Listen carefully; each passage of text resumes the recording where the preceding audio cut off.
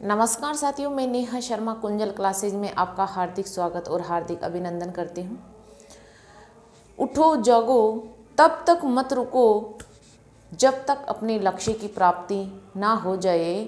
उठो जागो तब तक मत रुको जब तक अपने लक्ष्य की प्राप्ति ना हो जाए। तो हमें उठना है, जागना है और आप लोगों ने जो लक्ष्य निर्धारित कर रखा है उस लक्ष्य को प्राप्त करना है। तो आज हमारा जो टॉपिक चलेगा वो चलेगा गुप्तोत्तर काल। इसमें जो प्रभाकर वर्धन है, हर्षवर्धन है, आपका आदित्य वर्धन है, इन सभी शासकों की चर्चा हम इस स्लाइड में करेंगे। तो आपकी पढ़ाई बहुत अच्छे से चल रही होगी ऐसी मैं आशा करती हूँ, और अच्छे से चला भी लेना क्योंकि अब ज़्यादा वक्त नहीं बचा है। और आज आपका पशु परिचर की एग्ज़ाम हुई है। मैं आशा करती हूँ सभी लोगों का, जो आप भावी अभ्यर्थी है, उन सभी का पेपर अच्छा रहा होगा। ऐसे में ईश्वर से कामना करती हूँ जिन लोगों ने जी तोड़कर लगन, मेहनत, उत्साह से, ईमानदारी से मेहनत की है, उनको उनकी ईमानदारी का, उनकी मेहनत का फल मिलना ही चाहिए। तो आपको भी मिलेगा, आप भी मेहनत लगातार जारी रखना। तो अपना जो गुप्तोत्तर में वर्धन वंश है, इसमें जो मैन है वो है आपका हर्षवर्धन। अब हर्षवर्धन की हम चर्चा कर लेते हैं वर्धन वंश की। तो वर्धन वंश का अन्य नाम पूछे कि इसका दूसरा या नाम क्या है, तो दूसरा नाम इसे पुष्यभूति वंश के नाम से भी जाना जाता है, क्योंकि पुष्यभूति इसका जो पहला राजा था वो पुष्यभूति था, इसलिए इसे पुष्यभूति वंश के नाम से भी जाना जाता है। वर्धन वंश का संस्थापक ये कौन था? इसका नाम भी पुष्यभूति था। वर्धन वंश की राजधानी थानेश्वर थी। क्या थी? थानेश्वर। राजधानी थानेश्वर, अन्य नाम वर्धन वंश, पुष्यभूति, और संस्थापक पुष्यभूति। अब बात आती है कि हर्षवर्धन से पूर्ववर्ती शासक, यानी हर्षवर्धन से पहले कौन कौन से शासक आपके गुप्तोत्तर काल में हुए थे, इन सब के बारे में हम देखते हैं। तो सबसे पहले आपका पुष्यभूति, फिर नरवर्धन, फिर राज्यवर्धन, फिर आदित्यवर्धन, फिर प्रभाकर वर्धन और फिर हर्षवर्धन। तो आपको पुष्यभूति, नरवर्धन, राज्यवर्धन, प्रभाकर वर्धन, आदित्यवर्धन और प्रभाकर वर्धन और फिर हर्षवर्धन, ये शासकों का क्रम रहा है। फिर है वर्धन वर्ष से उत्तर भारत, यानी वर्धन वर्ष के समय या पहले उत्तर भारत की स्थिति क्या थी, यानी उत्तर भारत में कौन कौन से राज्यों में कौन कौन से वंश का प्रभाव था।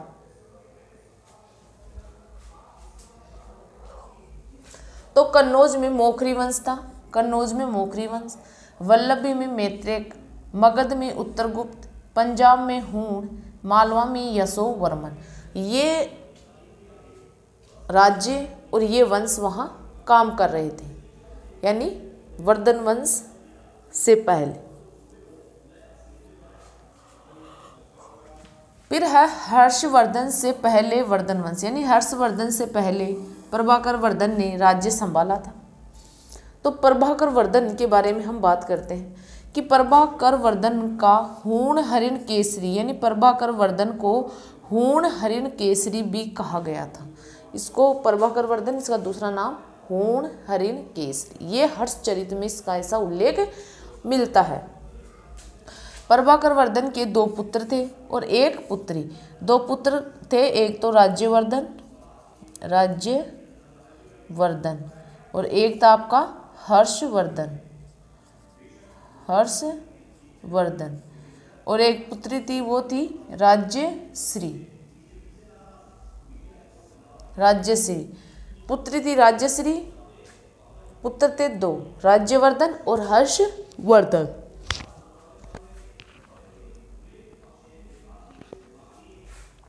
फिर राज्यश्री का विवाह कन्नौज के राजा ग्रहवर्मा से हुआ, और फिर ग्रहवर्मा की मालवा का जो शासक था देवगुप्त, उसने राज्यश्री के पति गृहवर्मा की हत्या कर दी थी।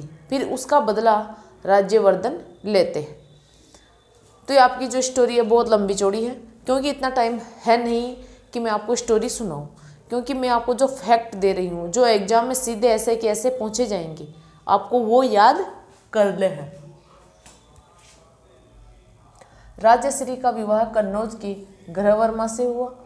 प्रभाकर वर्धन के बीमार होने पर, यानी जो प्रभाकर वर्धन का स्वास्थ्य खराब हो गया था, अस्वस्थ हो गए थे, तो उनका इलाज रसायन और सुसेन ने किया था। रसायन और सुसेन ने किया था, ये दोनों नाम याद रखना।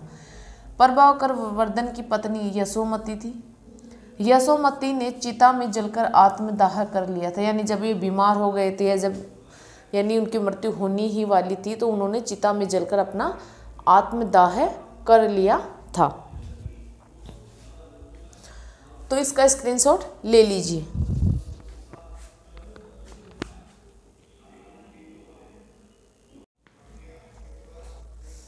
अब आपके प्रभाकर वर्धन की बात, जो इम्पोर्टेंट शासक है वो है हर्षवर्धन।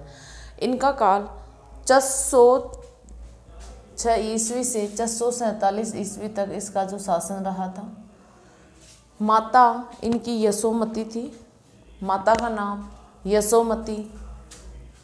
यशोमती, पिता का नाम प्रभाकर वर्धन। और इनके उपमाएं क्या क्या उपाधियां या उपमा दी गई थी, तो हिंदू काल का अकबर, हिंदू हातिम, आर्यपुत्र, राजपुत्र और महाराजा अधिराज, ये इनकी उपमाएं थी। हिंदू काल का अकबर, हिंदू हातिम, ये तो इसकी हिंदू हातिम, तो इनको यानी इनकी दानशीलता के कारण नाम दिया गया था। ये इतने दानी थे कि जो प्रयाग महाउत्सव होता था हर 5 वर्ष में एक बार, तब वो अपना सब कुछ दान कर देते थे, यहाँ तक कि अपने कपड़े भी दान कर देते थे और अपनी बहन से कपड़े लेकर पहनते थे, अपने तन को ढकते थे। इतने दानवान थे ये। आर्यपुत्र, राजपुत्र और महाराज अधिराज, ये सभी इनकी उपाधियां हैं। इनका राज्याभिषेक 406 ईस्वी में हुआ था।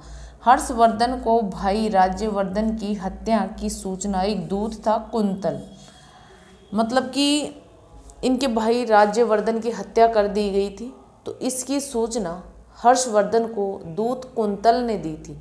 हर्षवर्धन विदेश में था।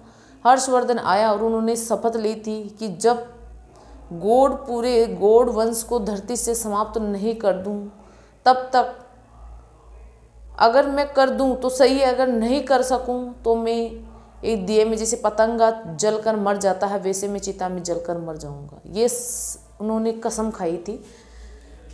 हर्षवर्धन ने कन्नौज को राजधानी बनाया। पहले वर्धन वंश की राजधानी थानेश्वर थी, लेकिन हर्षवर्धन ने कन्नौज को राजधानी बनाया। हर्षवर्धन बौद्ध धर्म की महायान शाखा का संस्थापक था। कौन सी शाखा का? महायान शाखा का। बौद्ध धर्म की 2 शाखाएं होती है, एक महायान और एक हीनयान, लेकिन हर्षवर्धन महायान शाखा का संस्थापक था। बाणभट्ट, ये हर्षवर्धन का दरबारी कवि था। कौन था? दरबारी कवि। हेनसांग एक चीनी यात्री था जो हर्षवर्धन के समय भारत आया था। है यानी हेनसांग और है यानी हर्षवर्धन। ये नालंदा विश्वविद्यालय में अध्ययन करने के लिए आया था और हर्षवर्धन ने इनके सम्मान में एक सभा का भी आयोजन किया था। उस सभा का नाम था आपका कन्नौज सभा। कन्नौज सभा का आयोजन किया था।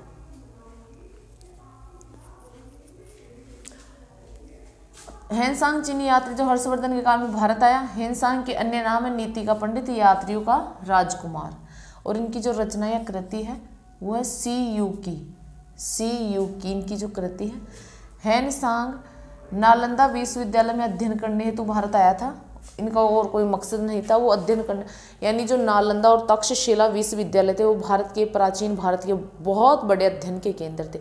विदेशों से जो विद्यार्थी अध्ययन करने आते थे यहाँ पर। हर्षवर्धन ने इनके सम्मान में, यानी किनके सम्मान में? हेनसांग के सम्मान में कन्नौज सभा का आयोजन किया था। हर्षवर्धन प्रयाग महोत्सव में अपना सब कुछ दान कर देते थे। और साहित्य यानी इसके समय की जो रचनाएं थी वो थी नागानंद, रत्नावली, प्रियदर्शिका, ये हर्षवर्धन की है। श्रृंगार शतक, वैराग्य शतक और नीति शतक, एक और है नीति शतक, वो आपकी भर्तृहरि की है। ये किसकी है? भर्तृहरि की। श्रृंगार शतक, वैराग्य शतक और नीति शतक ये भर्तृहरि की है। और नागानंद, रत्नावली और प्रियदर्शिका ये हर्षवर्धन की रचनाएं हैं। तो इसका स्क्रीनशॉट ले लीजिए और आप इसको साथ के साथ में याद भी कर लेना, ठीक है। फिर मिलते हैं अगली क्लास में। जय हिंद, जय भारत।